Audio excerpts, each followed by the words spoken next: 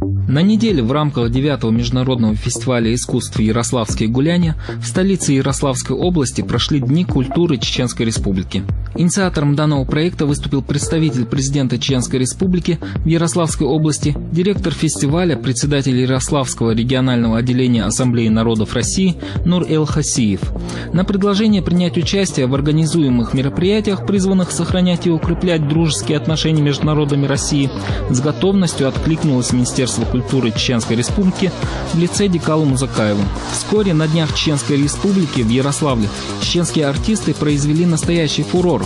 В рамках программы Дней культуры прошли выставка под названием «Эпос в гостях у эпоса», фотовыставка «Грозный вчера и сегодня», а особый интерес у гостей фестиваля вызвала выставка предметов быта этнографического музея Донди Юрт. Посетители воочию смогли увидеть здесь точные копии архитектурных памятников, которые расположены в горной части Чеченской Республики. Это жилые и боевые башни, возведенные в средние века по уникальной технологии, обеспечивающие им многовековую жизнь. В прошлый раз мы приехали посмотреть, ознакомиться с городом, вот вашим знаменитым вот этими старыми музеем. А сейчас я привез все свои вещи, которые у меня есть.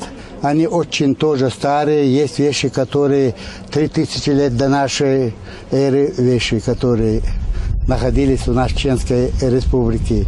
Есть вещи сарматских, скифских времен. Вот эти все вещи у меня сейчас находятся здесь. Ярославль, какое отношение местными, не только чеченцами, здесь разные национальности живут. Очень хорошие отношения. Даже можно завидовать. Это хорошие отношения, хороший пример это. Этот пример нужно показать ему, мне кажется, всем россиянам, и даже в мире можно показать. Также в Ярославле состоялся круглый стол на тему перспективы экономических и культурных отношений с Чеченской Республикой, а также расширенная пресс-конференция о позитивных переменах, происходящих сегодня в поствоенной республике. Здесь же присутствующим был презентован видеофильм о сегодняшних днях Чеченской Республики.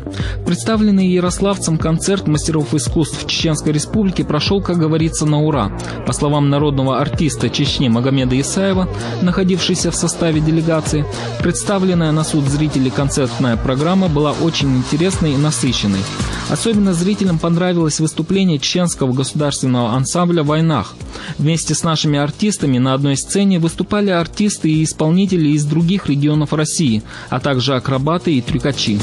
Праздник Международного фестиваля искусств продемонстрировал всей стране, что такое национальное единство, как надо дружить и сохранять межэтнические отношения друг с другом. Руководство области, и прежнее руководство, и администрация города делает все возможное для того, чтобы гости на этой земле себя чувствовали комфортно и дома. Это самое главное, к чему и адресованы все эти мероприятия, в том числе и фестиваль национальной культуры «Ярославские гуляния». Мы с удовольствием руководство Чеченской Республики направляет именно в Ярославль для принятия участия в международных форумах творческие коллективы Чеченской Республики, потому что человек всегда имеет желание идти туда, где его ждут, идти туда, где его уважают, где его любят. Вот такие чувства, наверное, и у наших артистов, они с удовольствием всегда едут в Ярославль. Город Ярославль – это крупный промышленный центр, известный своими древнейшими сооружениями 15-16 веков. Он также связан с именами известных людей, таких как Николай Некрасов, Валентина Терешкова, Константин Ушинский и другие. Население здесь на сегодняшний день составляет около 603 тысяч человек. В 2010 году город отпразднует свое тысячелетие, и, что примечательно, городской мечети исполнится 100 лет. К слову, чеченская диаспора, проживающая в Ярославской области, одна из самых крупных в нашей стране. Также здесь проживает более 50 тысяч последователей ислама. Это дагестанцы, татары, ингуши, узбеки, таджики и, конечно же, чеченцы. Отметим, что чеченская община вскоре отметит 16-летие со дня создания Ярославского общества чечено-ингушской культуры «Войнах». Мне очень приятно видеть в этом зале красивые лица, добрые улыбки и смотря этот зал, я понимаю, что на протяжении 10 лет Ярославское отделение Ассамблеи народов России работало не зря. Я хочу вас, прежде всего, поздравить всех нас и вас, ярославцев, и всех руководителей и членов этнокультурных организаций с десятилетием Ассамблеи народов России. Выступления гостей на фестивале были разнообразны, но все они сводились к одной мысли – то, что духовные и общечеловеческие качества способствуют обогащению народов, их сближению в повседневной жизни, достижению их единства, невольно вспоминая, что все люди – братья. И таким примером являются проводимые подобные мероприятия. Я всегда приветствую такие мероприятия, когда разные народности собираются. Мне было очень приятно читать поляки, татары, чеченцы. Очень было приятно, что даже в таком городе, сравнительно небольшом для России, все диаспоры собираются дружно, каждый показывает свое. И когда я узнал об этом, мне звонили, просили приехать. Я с удовольствием согласился, потому что очень приятно это видеть, что тем более в сегодняшние дни, когда знаете, эти распри все, очень приятно, прям столько народности, все дружно в одном зале, просто, что может быть лучше этого? В следующем году планируется провести выставку достижений Ярославской области в городе Грозном. Этот проект пройдет в рамках мероприятий, посвященных юбилею города Ярославль, то есть тысячелетию со дня его основания. На следующий год мы поедем с проектом в Грозный, с проектом на встречу к тысячелетию Ярославля, покажем Чеченской Республике, чеченским народам достижения экономические и культурные Ярославского края. Перспективы развития экономических и культурных связей с Чеченской Республикой – это тема заседания круглого стола, прошедшего в рамках программы в Ярославской торгово-промышленной палате. Здесь также говорили о взаимовыгодных перспективах сотрудничества. Итогом круглого стола стало решение открыть в следующем году в Грозном торговый дом под названием «Ярославль». Мероприятия, в которых мы приняли вчера участие, сегодня мы проводим на Ярославской земле.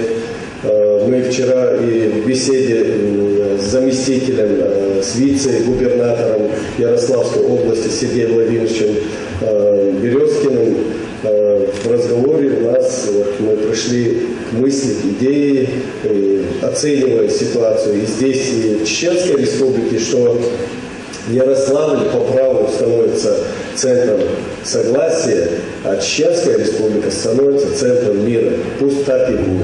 В современной России очень важно, чтобы этнонациональная политика государства обеспечивала стабильность межнациональных отношений, развивала традиции взаимоуважения, дружбы и тесного сотрудничества народа.